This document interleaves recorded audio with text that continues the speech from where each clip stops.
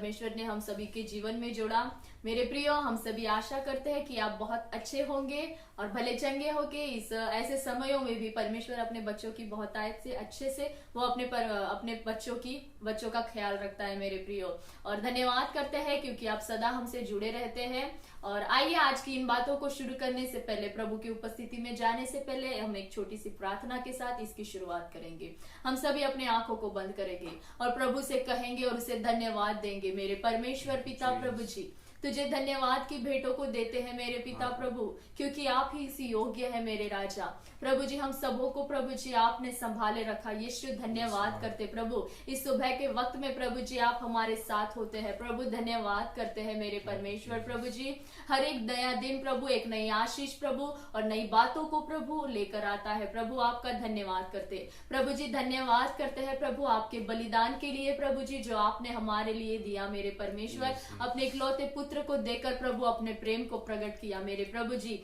और प्रभु धन्यवाद देते प्रभु कि आपने प्रभु अपनी आत्मिकता से हमें अभी तक भरे रखा प्रभु जी, कि हम तेरी बातों को सीख पाए मेरे पिता प्रभु। तेरे आने तक प्रभु हमें विश्वास योग्य बनाए रखेगा प्रभु, ये हमारा विश्वास है प्रभु। आपको प्रभु विनती करते हैं हमारे मध्य में अपने स्तुति के सिंहासन पर प्रभु जी आप विराजिए मेरे प्रभु जी। हर एक के हृदयों को प्रभु अपनी ओर खींच ले मेरे पिता। हर एक डिस्टर्बेंस को यीशु के नाम से दूर कर दे मेरे राजा। और होने दे प्रभु जी कि हर कोई प्रभु जी जब तेरे गीतों को गाए प्रभु, उन गीतों के एक एक शब्द को सोचे समझे मेरे पिता, और उस गीतों के साथ प्रभु तुझे धन्यवाद देने पाए प्रभु, क्योंकि आप ही इसी योग्य है मेरे परमेश्वर प्रभु जी। आपका धन्यवाद करती प्रभु। सारी बातें पवित्र आत्मा आप अपने हाथों में लेकर चलाए। हम अपने आप को तेरे हवाले कर देते हैं पवित्र आत्मा, तू ही सब कुछ चला और तू ही सब कुछ सिखा। धन्यवाद करते हैं प्रभु, इन सारी बातों को तेरे नाम से मांगते सुन और इसे दया के साथ ग्रहण कीजिए खुदा, आमीन।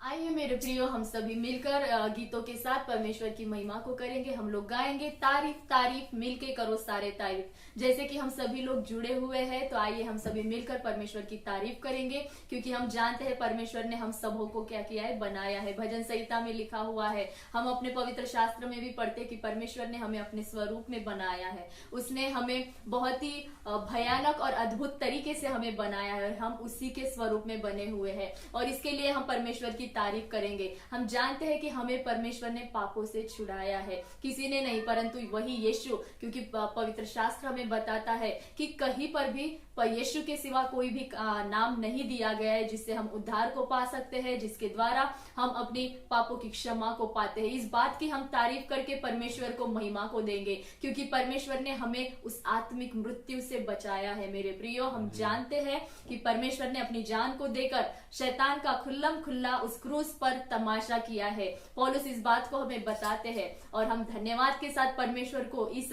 बलिदान के लिए भी हम उसको धन्यवाद करेंगे। और हम सभी जहां पर भी हम हैं मेरे पिता, हम जहां पर भी हम सभी लोग हैं, हम सभी मिलकर विश्वास के साथ और इस बात को समझकर मेरे प्रियो उसे धन्यवाद की भेंटों को देंगे। Hallelujah, hallelujah. इस बात को हम गाएंगे, इस गीत के द्वारा प्रभु की महिमा देंगे। तारीफ तारीफ मिलके करो सारे तारीफ तारीफ तारीफ मिलके करो सारे तारीफ। यीशु की जो है प्यारा मुझी, यीशु की जो है प्यारा मुझी। तारीफ तारीफ मिलके करो सारे तारीफ तारीफ तारीफ मिलके करो सारे तारीफ। यीशु की जो है प्यारा मुझी, यीशु की जो है प्यारा मुझी। उसने हम सबको है बनाया, जो कुछ दिखता उसने रचाया। उसने हम सबको है बनाया, जो कुछ दिखता उसने रचाया। सारे जहां का वो शहंशाह, सारे जहां का वो शहंशाह। तारीफ तारीफ मिलके करो सारे तारीफ तारीफ तारीफ मिलके करो सारे तारीफ। यीशु की जो है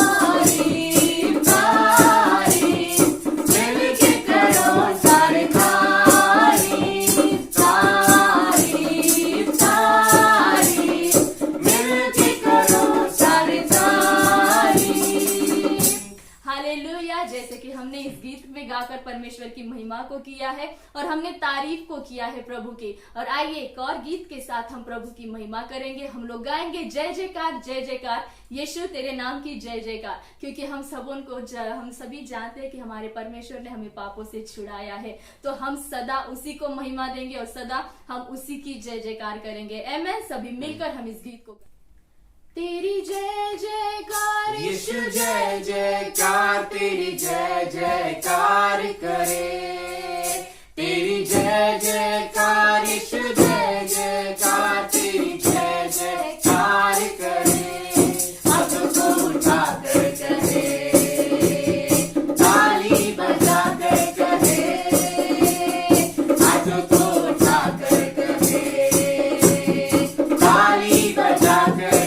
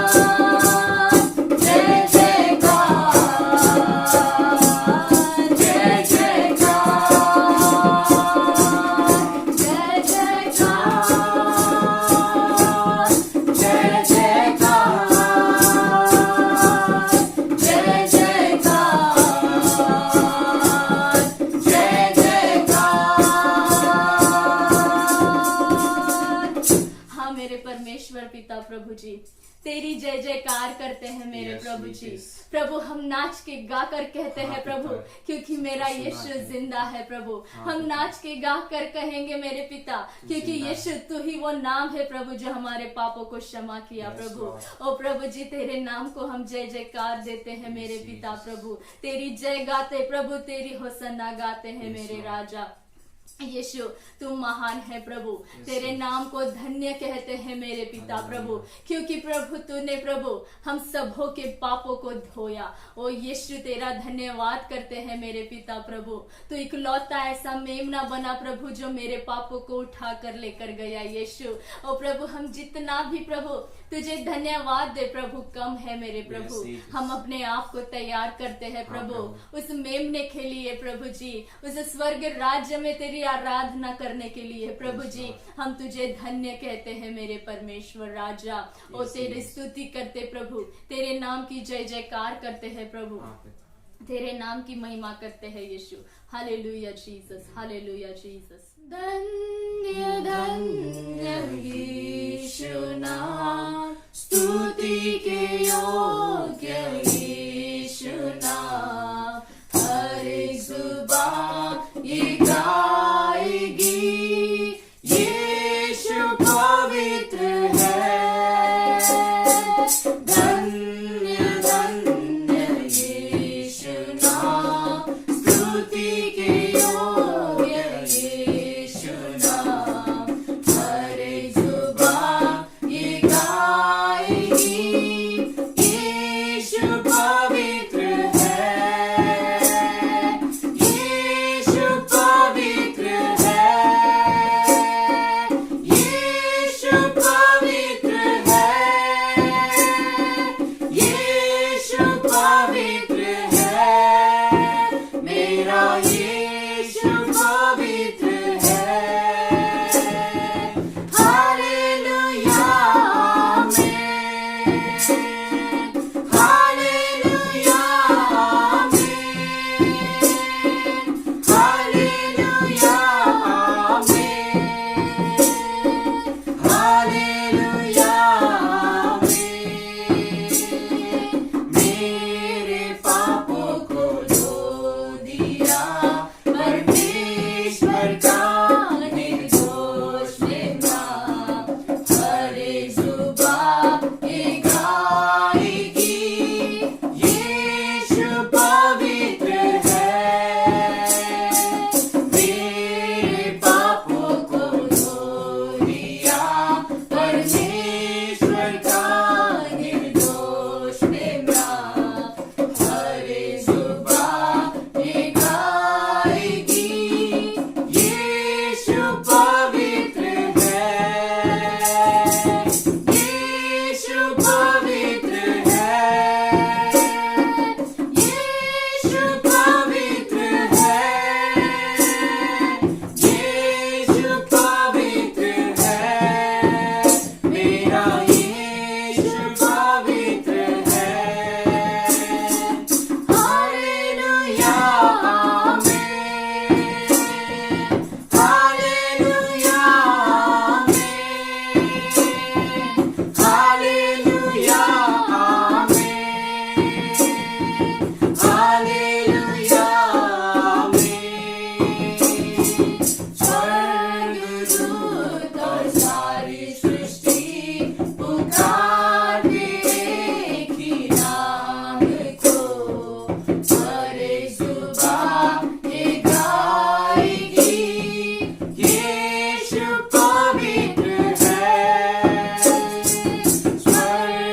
स्वर्गदूत और सारी सृष्टि पुकारते एक ही नाम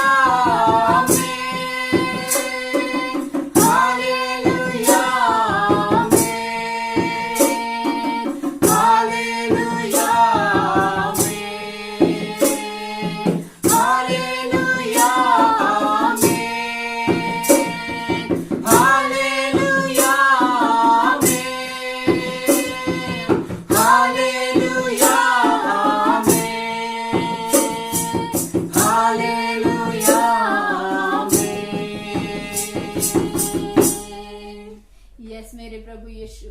प्रभु जी धन्य है मेरे पिता प्रभु जी। प्रभु तूने स्वर्ग दूतों से भी प्रभु यीशु राजा और वो सारी सृष्टि प्रभु तूने रची है मेरे पिता प्रभु जी।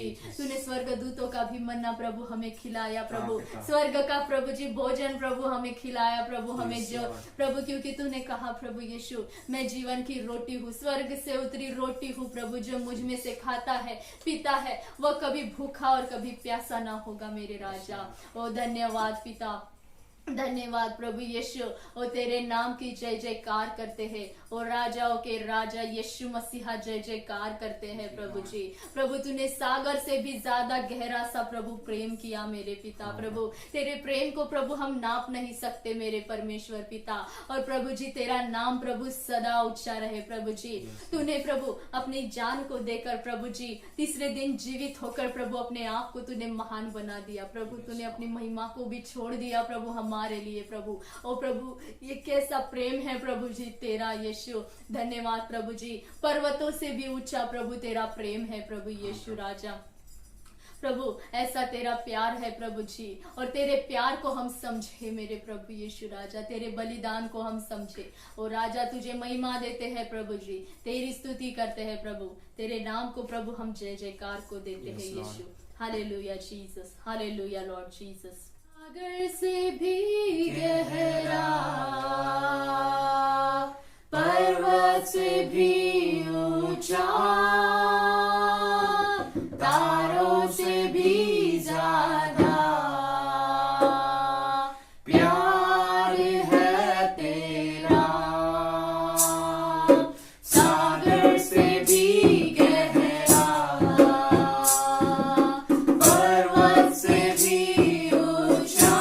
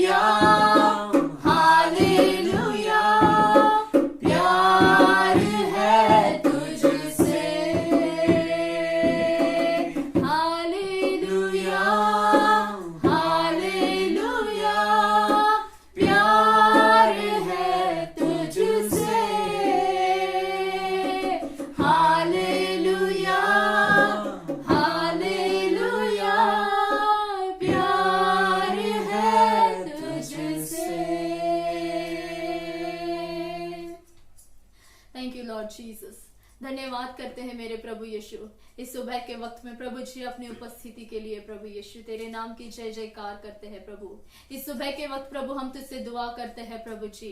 प्रभु हर एक के हृदयों को प्रभु आप खोलिए मेरे प्रभु जी, हर एक के हृदयों को प्रभु, कठोर मनों को प्रभु जी तू तोड़िए प्रभु। तेरा वचन कहता है मेरे परमेश्वर पिता प्रभु कि प्रभु जिनके मन हृदय जिनके कोमल है मेरे पिता, मेरा वचन उनके पास पहुंचकर उसको कार्य में लाता है मेरे प्रभु जी। हम अपने हृदयों को प्रभु कोमल बनाते प्रभु, तू हमारे हृदयों को जांचिए मेरे पिता, हर एक हृदयों के साथ तू बोलिए और बातचीत कीजिए प्रभु जी। हर एक हृदय प्रभु जी तुझसे जुड़े मेरे परमेश्वर राजा प्रभु जी।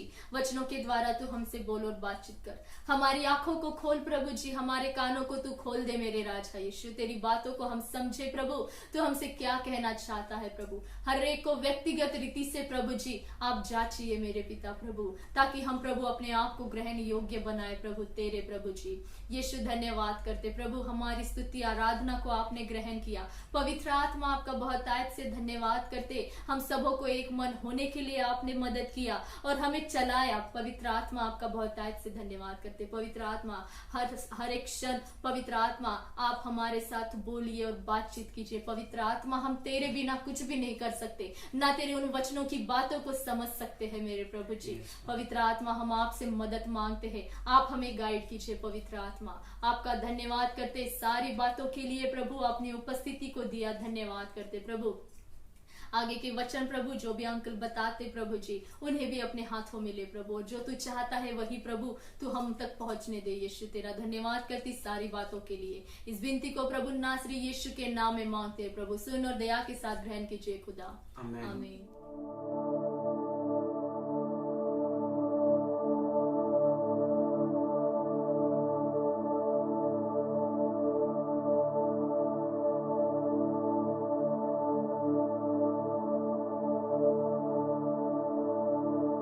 Praise the Lord. परमेश्वर की स्तुति हो आज के सुंदर से समय के लिए। आप सभी का अभिवादन इस नए दिन में जो प्रभु ने हमें दिया है। हम परमेश्वर को धन्यवाद देते हैं मेरे प्रियो, और विशेष करके हम परमेश्वर के उस अनुग्रह को हमेशा अपने जीवन में स्मरण करते हैं कि जो अनुग्रह प्रभु ने हम पर प्रकट किया है, अपने पुत्र को हमें अपना उद्धारकर्ता करके दिया है, ताकि उस उद्धार के द्वारा हम अनंत काल का जीवन पा सके। मेरे प्रियो, प्रभु की इच्छा और प्रभु की योजना हमें अपने जीवन में समझने की ज़रूरत है। इन दिनों में हम जब इस महामारी के प्रसंगों से गुजर रहे हैं, समयों से गुजर रहे हैं, हमारे सामने में कई सवाल खड़े हो सकते हैं कि हमारा जीवन किस प्रकार से रहेगा या किस प्रकार से होगा। क्योंकि कई बार हम लोग इस बातों को कहते होंगे कि परमेश्वर का आना निकट है, परमेश्वर का आना करीब है, और ये बातों को हम लोग परमेश्वर के प्रभु यीशु मसीह के संसार में रहने के उपरांत पौलुस भी जब परमेश्वर के वचनों में जब हमसे बातचीत करता है तो वो एक स्थान में कहता है कि मारानाथा, यानी प्रभु यीशु जल्दी आ। मतलब परमेश्वर के आगमन की उत्सुकता हर उद्धार पाए हुए लोगों को है। और इसके बारे में हम लोग देखते हैं कि कई बार प्रभु यीशु मसीह के चेलों ने उसके साथ में इसके विषय में चर्चा भी की, क्योंकि हर एक की ये अपेक्षा थी, हर एक की एक इच्छा थी कि परमेश्वर का राज्य इसी समय उनके पास में आए, परमेश्वर का राज्य इस संसार पे हो। लेकिन प्रभु यीशु मसीह ने हर समय अपने चेलों के साथ में, विश्वासी लोगों के समूह के साथ में बांटी कि ये समय जानना तुम्हारे लिए आवश्यक नहीं है। तुम्हारे लिए आवश्यक ये है कि तुम लोग इस संसार में परमेश्वर की इच्छा का सम्मान करें, परमेश्वर की इच्छा को महत्व दे और उसके अनुसार अपना जीवन इस संसार में बिताए। क्योंकि प्रभु यीशु मसीह ने स्पष्ट रूप से कहा कि वह समय मुझे भी नहीं मालूम, स्वर्गदूतों को भी नहीं मालूम।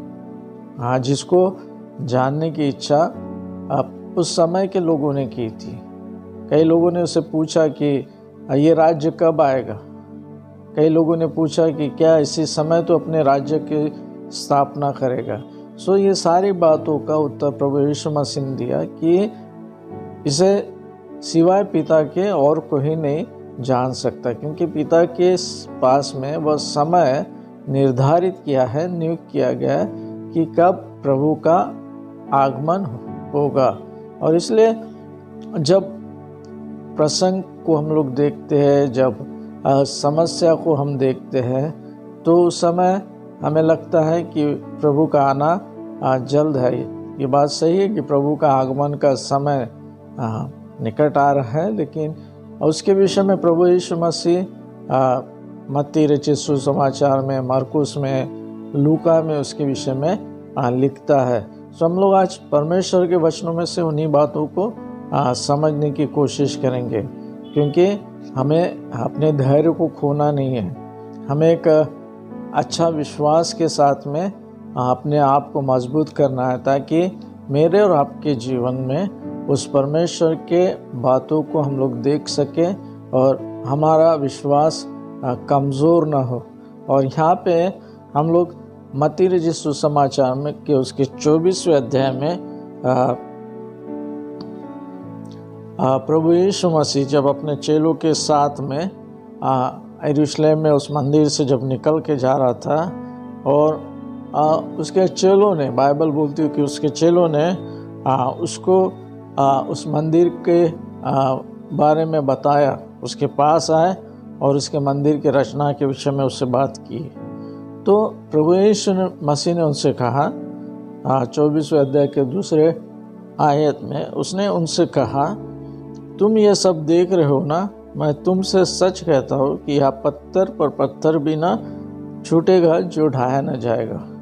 और इसलिए हम लोग देखते हैं कि ये घटना प्रभु यीशु मसीह ने उस मंदिर के विषय में की है, ये पूरी हुई या नहीं हुई, इसको इतिहास में इसका क्या उल्लेख है। सो हम लोग जानते हैं कि कुछ वर्ष के पश्चात ये घटना हुई, वो मंदिर गिराया गया।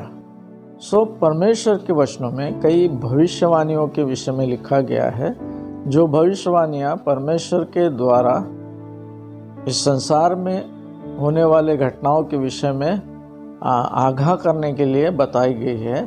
कुछ भविष्यवाणियाँ पूर्ण हुई है, कुछ होने की है और कुछ होने वाली है। सो परमेश्वर चाहता है कि हम लोग परमेश्वर के बातों को, जो परमेश्वर के वचनों में लिखा है, उसकी सत्यता को हम जाने। और ये घटना प्रभु यीशु मसीह के जाने के बाद में कुछ वर्षों के बाद में ये घटना हुई है। सो प्रभु यीशु मसीह उस समय वह पहाड़ पे, क्योंकि प्रभु यीशु मसीह हमेशा अपना जो एकांत का समय है वो पहाड़ पे परमेश्वर के प्रार्थना के लिए, परमेश्वर के संगति के लिए बिताते थे। और इसी प्रकार से बाइबल बोलती है उस 24वें अध्याय के 3 आयत में, जब वह जैतून पहाड़ पर बैठा था तो चेलों ने एकांत में उसके पास आकर कहा, हमें बता कि यह बात कब होगी, तेरे आने का और जगत के अंत का क्या चिन्ह होगा। आज भी हम लोग इस बातों के विषय में सोचते हैं कि प्रभु यीशु मसीह का आना कब होगा, या प्रभु यीशु मसीह कब इस जगत का अंत करेगा। हमारे सामने भी ये सवाल है। हम लोग भी कई बार सुनते हैं कि परमेश्वर का आना निकट है, और जैसे मैंने कहा कि हाँ, ये इस बातों को संकेत करता है कि प्रभु का आना निकट है, लेकिन वो निकटता का समय कितने वर्ष का है ये हम नहीं जानते, कितने साल का है हम लोग नहीं जानते। क्योंकि ये सवाल जब प्रभु यीशु मसीह से उसके चेलों ने कहा था, उस समय से लेके तो आज के समय तक करीबन 2000 साल के ऊपर का समय बीत चुका है, लेकिन परमेश्वर के आगमन की जो समय है वह किसी को भी नहीं मालूम हो रहा है। और इसलिए हर व्यक्ति इस बातों को जानने की कोशिश कर रहा है। और यहाँ पे फिर यीशु मसीह ने उनको उत्तर दिया। उसने क्या कहा कि सावधान रहो, कोई तुम्हें न भरमाए, कोई तुम्हें भरमाने न पाए, कोई तुम्हें भरमाने न पाए या न भरमाने पाए।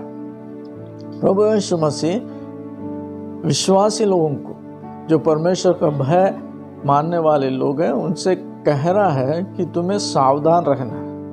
अब हम लोग कई बार बोलते कि मैं बहुत सावधान हूँ, लेकिन हम लोग ये देखते हैं कि हम लोग प्रभु यीशु मसीह के बारे में सावधान नहीं है। हमें कई बार परमेश्वर के वचनों में लिखा है कि चौकस रहो, सावधान रहो और परमेश्वर की बातों के विषय में जानने की कोशिश करो कि प्रभु के वचनों में क्या लिखा है। हम उद्धार पाने के बाद में भी आज हमारे जीवन में ऐसा है कि हम परमेश्वर के वचनों के विषय में नहीं जानते, परमेश्वर के वचनों को नहीं पहचानते। कुछ समय के पहले मैंने आपको एक वीडियो भी भेजा था। उस वीडियो में एक परमेश्वर का दास जो चीन में स्थापित कलीसिया उसके लोगों से बातचीत कर रहा था, और उस समय में उसने कहा कि मेरे पास में जो उस समय सभा थी उसमें इतने लोग थे और उनको कुछ बाइबल्स का ये किया, तो उन्होंने क्या किया कि हर एक व्यक्ति ने उसको पास आउट किया, और ये उनके लिए एक आश्चर्य था। और जब उन्होंने पूछा तो उन्होंने कहा कि हमारे पास में ये बाइबल हम रख नहीं सकते, या हमारे पास में अगर बाइबल मिला तो हमें पनिशमेंट मिलती है। इसलिए उन्होंने क्या किया कि वो बाइबल के जो अध्याय थे वो पूरे पाठांतर कर लिए, पूरे मुखपाठ कर लिए, और इस तरह से वे लोग परमेश्वर के वचनों को अपने हृदय में रखे थे। आज हमारे भारतवर्ष में हम लोग स्वतंत्रता के साथ में परमेश्वर के वचनों को पढ़ सकते हैं, प्रार्थना कर सकते हैं, लेकिन क्या आज हम अपने परमेश्वर के वचनों को इतना महत्व दे रहे हैं कि वो वचन हमारे हृदय में स्थान पकड़े। आज हम लोग कई बात बोलते हैं कि हमारे पास में समय नहीं है, हमारे पास में वो बातें हम नहीं कर सकते, लेकिन मेरे प्रियो, परमेश्वर का वचन कहता है कि हमें परमेश्वर के बातों में बढ़ना है, परमेश्वर के वचनों में बढ़ना है। और इसलिए जब मुझे और आपको मालूम रहे कि परमेश्वर के वचनों में क्या लिखा है, तभी हम हर एक बातों से सावधान रहेंगे। और यहाँ पे लिखा है कि सावधान रहो, कोई तुम्हें न भरमाए। हमने कुलुसी के भी पत्री में देखा था कि परमेश्वर, कुलुसी के पत्री में पौलुस कलीसिया से कहता है कि तुम अपने हृदय में परमेश्वर के वचनों को अधिकाई से बसाओ, उसमें मजबूत होते जाओ, ताकि कोई तुम्हें न भरमाए, कोई तुम्हें दुनिया की बातों से न भरमाए, कोई तुम्हें सांसारिक बातों से न भरमाए। इसका मतलब यह है मेरे प्रियो कि मुझे और आपको परमेश्वर के वचनों का मालूम होना बहुत ही आवश्यक है। और इसलिए अगर मुझे और आपको नहीं मालूम होगा तो हम आसानी से भरमाए जाएंगे। आज कई प्रकार की मसीहत की शिक्षा भी इस संसार में दी जाती है जो परमेश्वर के वचनों के अनुसार नहीं होगी। मुझे कैसे मालूम हुआ कि ये शिक्षा जो मैं सुन रहा हूँ ये परमेश्वर के वचनों पे आधारित है या नहीं? हमें उस कलीसिया के समान बनना है जो परमेश्वर के वचनों को जब सुनते हैं तो उस वचनों को वह जाके फिर से अध्ययन करते हैं, वो देखते हैं कि ऐसा ही लिखा है या नहीं लिखा है। जो बातें हमने सुनी वो परमेश्वर के वचनों के अनुसार हमें उसको जांचना है, उसको परखना है कि बाइबल में ऐसी बातें इसी रीति से लिखी है या नहीं। क्योंकि कई लोग अपने मन के विचारों से भी परमेश्वर के वचनों का उल्लेख कर सकते हैं और उस रीति से हम लोग कई बार विश्वास से हम लोग मुकर जाते होंगे। और यहाँ पे लिखा है कि कोई तुम्हें न भरमाए, क्योंकि वो बोलता है क्योंकि बहुत से ऐसे होंगे जो मेरे नाम से आकर कहेंगे मैं मसीह हो और बहुतों को भरमाएंगे। यहाँ पे लिखा है कि कई लोग बोलेंगे कि हम लोग मसीह है, हम लोग, और वे हमको भरमाएंगे। हम लोग हमने कई बार सुना कि लोगों ने इस प्रकार से लोगों के बीच में बताया कि प्रभु यीशु मसीह आ रहा है और लोग उनके पीछे चलने लगे। और उस समय भी प्रभु यीशु मसीह जब नहीं आया तो कई लोग विश्वास से मुकर गए होंगे। मेरे प्रियो, यहाँ पे लिखा है कि ऐसा होगा। कई लोग अपने आप को मसीह करके कहलाएंगे, मतलब छुड़ाने वाला करके कहलाएंगे। और इसका उसी को वो बोलता है कि बहुत सारे लोग वो कहेंगे कि मैं मसीह हूँ और बहुतों को भरमाएंगे। 6वां वचन में वो बोलता है, तुम लड़ाइयों और लड़ाइयों की चर्चा सुनेंगे तो घबरा ना जाना। आज हम इस संसार में देखते हैं, इस दुनिया में कई स्थानों में लड़ाइयाँ हो रही है। कई स्थानों में एक राज्य दूसरे राज्य से उठ रहा है, एक राष्ट्र दूसरे राष्ट्र से उठ रहा है। तो पर प्रभु यीशु मसीह बोलता है कि तुम लड़ाई और लड़ाइयों की चर्चा सुनोगे। जब हम लोग ऐसी बातों को सुनेंगे तो क्या बोलता है, तो घबरा न जाना, तो तुम्हारा मन विचलित न होना चाहिए, क्योंकि इनका होना आवश्यक है। प्रभु यीशु मसीह बोलता है कि इनका होना आवश्यक है। जो लड़ाइयाँ दुनिया में हो रही होगी, शायद हम लोग सोच रहे होंगे कि ये किसी उद्देश्य के साथ हो रही है, लेकिन ये होगा। बाइबल हमें बताती है ये होगा। आज इस परिस्थिति को हम देखते हैं। और आगे क्या बोलता है, परंतु उस समय अंत न होगा।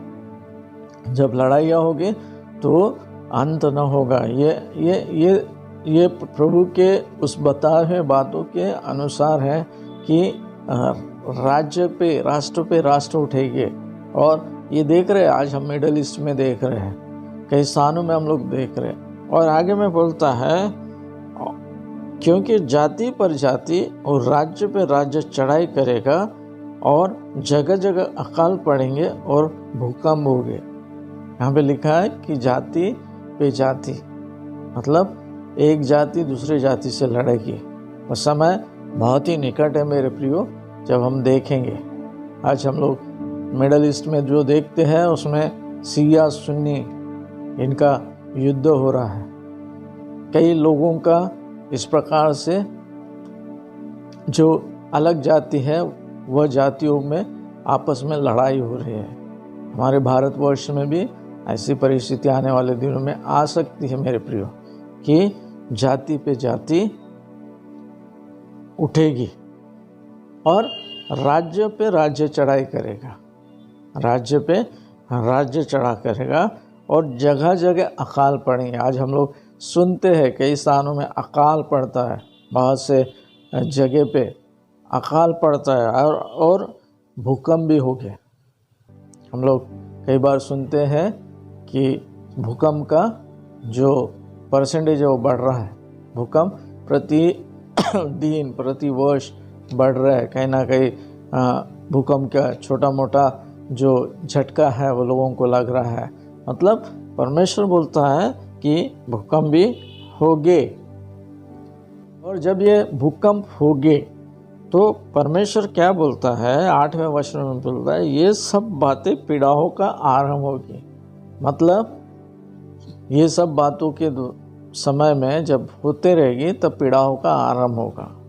और इस पीड़ा में सिर्फ अन्य जाति या अविश्वासी लोग नहीं रहेंगे, उसमें मसीह लोग भी, उसमें वे लोग भी उसका अनुभव लेंगे। लेकिन हमारे लिए एक आशा है, प्रभु यीशु मसीह के द्वारा हमारे लिए एक आशा है कि प्रभु यीशु मसीह बोलता है कि उस समय तुम्हारी सुधि परमेश्वर की ओर से ली जाएगी। ये बातें होगी। तो बाइबल बोलती है कि ये पीड़ाओं का आरंभ है। अगर मेरे जीवन में ऐसे प्रसंगों में कोई दुख आता होगा, कोई समस्या होती होगी, तो मैं उस समय में क्या कहूँ कि परमेश्वर मुझसे प्रेम नहीं करता या परमेश्वर ने मेरी सुधि नहीं ली। मेरे प्रियो, परमेश्वर ने आपकी सुधि ली है। परमेश्वर ने आपके लिए अच्छा स्थान निर्माण किया है। इस पीड़ाओं में से भी आप जाएंगे, इस तकलीफों में से भी आप जाएंगे। आपको याद रखना है परमेश्वर के लोगों के जीवनों के विषय में। आपको याद रखना है जो परमेश्वर के जन इस पवित्र शास्त्र में जिनका उल्लेख है उनके जीवन के विषय में, कि वे लोग कैसे कैसे पीड़ाओं से, कैसे कैसे समस्याओं से गुजरे, लेकिन उन्होंने अपने विश्वास को खोया नहीं। उन्होंने अपना विश्वास परमेश्वर पे रखा, क्योंकि बाइबल बोलती है कि वह ऐसे देश की बाहर जो रहे थे, जो देश परमेश्वर जिसके विषय में बोलता है, उस देश की वो बाढ़ जो रहे थे। जब हम परमेश्वर के साथ में प्रभु के करीब में रहेंगे तो हमारे जीवन में किसी भी बातों की कमी घटी नहीं रहेगी, किसी भी बातों से हमें अभाव नहीं रहेगा, क्योंकि वहाँ ये चीज़ें होगी नहीं। और परमेश्वर का आनंद रहेगा, दुख नहीं रहेगा, तकलीफ नहीं रहेगी उस स्थान में। तो उस स्थान के विषय में वो लोग जानते थे, और इसलिए उनके जीवन में जब पीड़ा आई, संकट आए, पुराने नियम से लेकर नए नियम तक, लेकिन उन्होंने कभी भी अपना विश्वास खोया नहीं। सो पीड़ाओं में से सब कोई जाना है, चाहे वो विश्वासी हो अविश्वासी हो। सो बाइबल बोलती है कि ये सब बातें पीड़ाओं का आरंभ है। तब वे क्लेश देने के लिए तुम्हें पकड़वाएंगे, वे लोग क्लेश देने के लिए तुम्हें पकड़वाएंगे। तुम्हारा विश्वास उस क्लेश के लिए, तुम्हारा विश्वास की कसौटी होगी, तकलीफ होगी तुमको। जब तुम विश्वास के साथ में अंगीकार होगे तो लोग, अविश्वासी लोग, यहाँ तक कि प्रभु यीशु मसीह बोलता है कि तुम्हारे घर के लोग भी तुम्हें पकड़वाएंगे। तो वह क्लेश हमारे लिए क्या है? वह क्लेश देने के लिए तुम्हें पकड़वाएगी। ये हो सकता है, हमें तैयार रहना है, हमें इस बातों के लिए खुद को तैयार करना है। हमारे पास में सिर्फ अच्छा होगा इसका लॉलीपॉप नहीं होना। हमें ये ध्यान में रखना है कि क्लेश आ सकता है, हमें उसमें से गुजरने की आवश्यकता है। सो क्लेश देने के लिए तुम्हें पकड़ाएंगे और तुम्हें मार डालेंगे, और मेरे नाम के कारण सब जातियों के लोग तुमसे बैर रखेंगे। हम लोग प्रभु यीशु मसीह के चेले के जीवनों में ये देखते हैं, उनके विश्वास के कारण लोगों ने उनको तकलीफ दी, क्लेश दिया। उनके विश्वास के कारण लोगों ने उनको मारा। हम देखते हैं कि हेरोदेस ने यूहन्ना के भाई याकूब का शिरच्छेद किया, मार डाला। पतरस को जेल में डाला। 11 चेलों को उनको मारा पीट कर उनको छोड़ दिया कि तुम्हें प्रभु यीशु मसीह के बारे में बोलना नहीं है। पौलुस को मारा पीटा गया, पौलुस को जेल में डाला गया। तो बाइबल बोलती है कि ये सारी बातें होगी, ये पीड़ाएं तुम्हें क्लेश देने के लिए तुम्हें लोग पकड़ाएंगे और तुम्हें मार डालेंगे। मेरे नाम के कारण सब जातियों के लोग तुमसे बैर करेंगे। और हम लोग देखते हैं कि परमेश्वर के लोगों के जीवन में इस बातों को हम लोग देखते हैं। प्रभु यीशु मसीह के जाने के बाद में जब प्रेरितों के कामों में हम उस घटनाओं के विषय में पढ़ते हैं, पौलुस के द्वारा जो कलीसिया को पत्र लिखे गए उसमें भी हम इसको पढ़ते हैं। यूहन्ना के द्वारा हम पढ़ते हैं कि वो कैसे पतमोस बेट में उसको रखा गया, जहाँ पत्थरों के सिवा कुछ नहीं था। सो यहाँ पे परमेश्वर के वचनों की सच्चाई है जो इसको हमको जानना है कि वे लोग तुम्हें क्लेश देने के लिए तुम्हें पकड़वाएंगे, तुम्हें मार डालेंगे, और मेरे नाम के कारण सब जातियों के लोग तुमसे बैर रखेंगे। हमसे इसलिए लोग छीड़ेंगे, हमसे इसलिए लोग हमारा विरोध करेंगे, क्योंकि हम लोग कौन है? मसीह है। हम लोग मसीह के लोग हैं, हम मसीह के नाम को लेके चलते हैं। सो मेरे प्रियो, परमेश्वर के वचनों में प्रभु के उद्धार पाना सिर्फ प्रभु की आशीषों को ही पाना नहीं है, परंतु प्रभु कहता है कि तुम्हारे जीवन में जो भी प्रसंग आते हैं उस सारे बातों में तुम्हें विश्वास योग्य रहना है। और इसलिए मुझे और आपको, जब प्रभु के हम जन हैं, मुझे अपने आप को ऐसे रीति से खुद को मजबूत करना है कि मेरे जीवन में अगर कैसे भी प्रसंग क्यों ना है, मैं अपने विश्वास से पीछे ना हटूं, मैं अपने विश्वास से पीछे नहीं हटूं। और इसलिए बोलता है कि 10वें वचन में, तब बहुत से ठोकर खाएंगे और एक दूसरे को पकड़वाएंगे और एक दूसरे से बैर रखेंगे। बहुत से लोग ठोकर खाएंगे, बहुत से लोग बैर रखेंगे, बहुत से लोग एक दूसरे को पकड़वाएंगे, और ये होना अनिवार्य है मेरे प्रियो। तुम ऐसे नहीं बोल सकते कि ये नहीं होगा। प्रभु यीशु मसीह ने कहा ये होगा, और इसलिए कोई मनुष्य अगर बोलता है कि ये नहीं होगा तो इसका मतलब वो झूठ बोल रहा है। प्रभु यीशु मसीह के वचन है, प्रभु यीशु मसीह ने हमको उसके वचनों के द्वारा बताया गया, और ये घटनाएं हम लोग उनके चेलों के जीवन में देखते हैं। यहाँ तक कि आज तक इस 2020 में भी कई स्थानों में परमेश्वर के लोगों को तकलीफ़ों में से गुजरना पड़ा है। कई लोग अपने प्रियजनों को खो चुके हैं क्योंकि उनके विश्वास के कारण।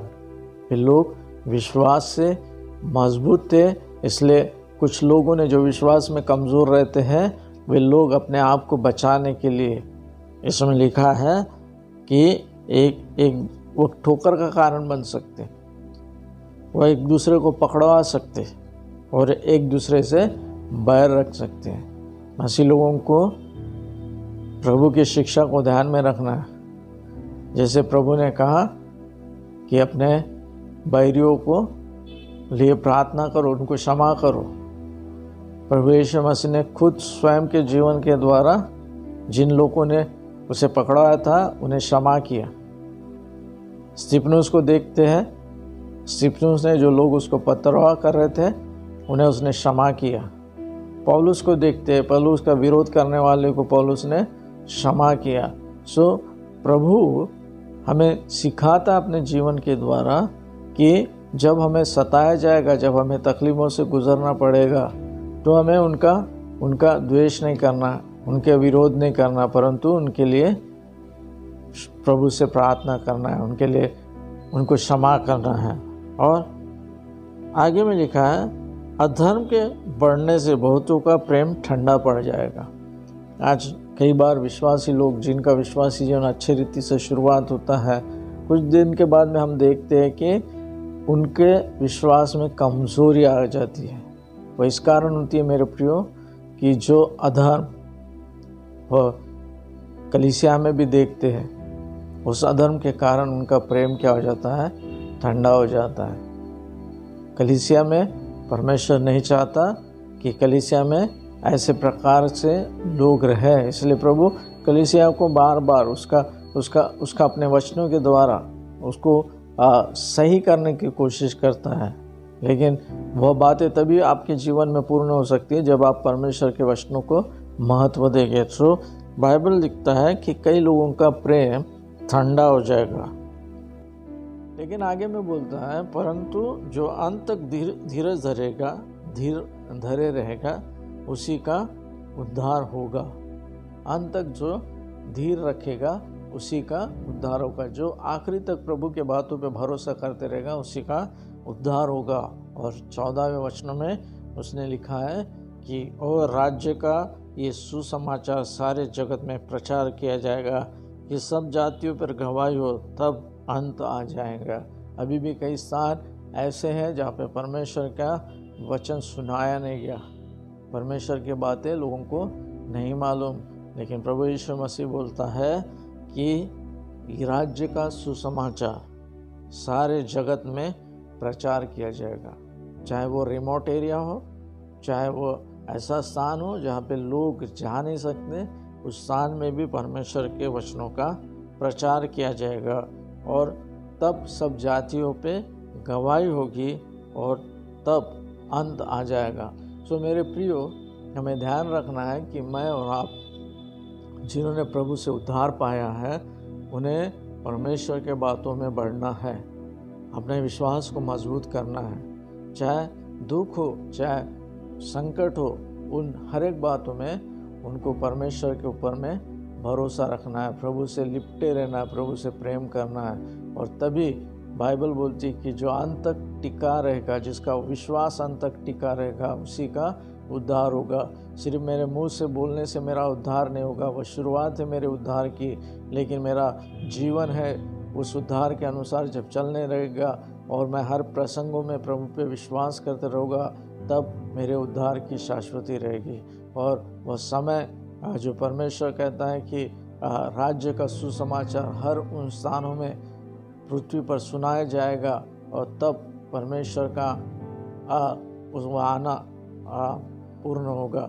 मेरे प्रियो, हमें इस बातों को समझना है कि आज ऐसे समय है कि कई स्थान प्रभु के वचनों को सुनाए नहीं गए। आज हमारे चंद्रपुर में कई ऐसे लोग हैं जिनको प्रभु की सच्चाई नहीं मालूम।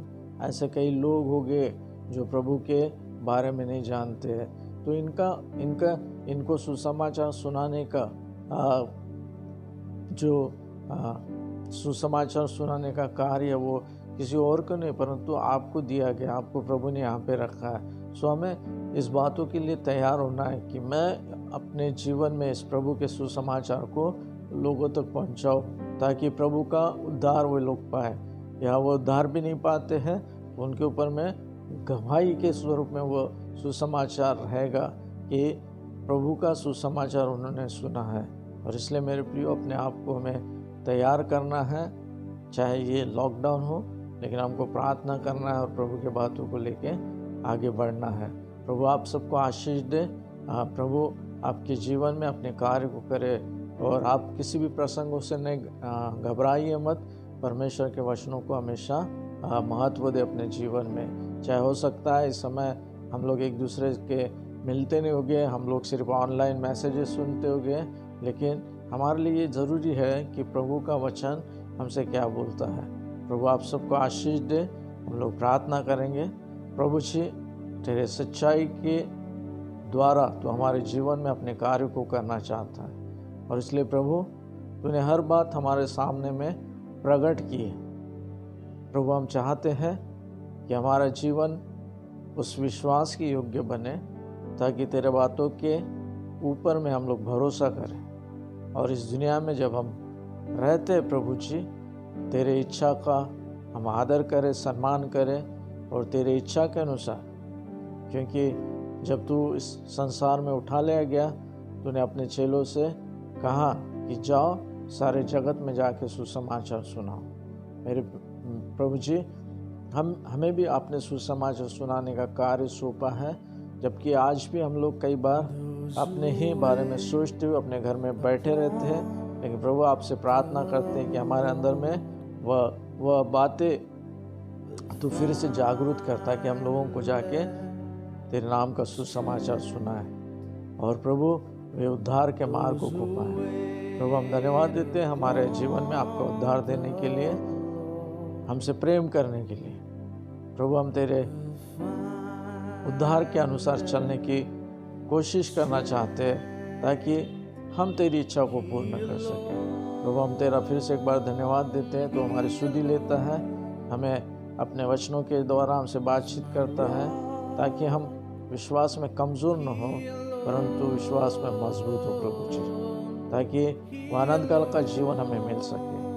प्रभु आपका लाखों लाखों बार आपके शुक्रगुजार है परमेश्वर पिता, कि आप हमसे प्रेम करते हैं। प्रभु इस प्रार्थना को हम अपने जीवन के लिए मांगते हैं, और हम चाहते हैं कि प्रभु हम जितने सुनने वाले हैं आपके इच्छा का सम्मान करें। सारी महिमा आपको देते हैं। प्रभु यीशु मसीह के नाम से मांगते सुनिए और कबूल कीजिए। प्रभु आपको आशीष दे मेरे प्रियो। आने वाला सप्ताह आपके जीवन के लिए प्रभु के अनुग्रह, प्रभु के दया में बढ़ता जाए, और प्रभु की बातें आपके जीवन में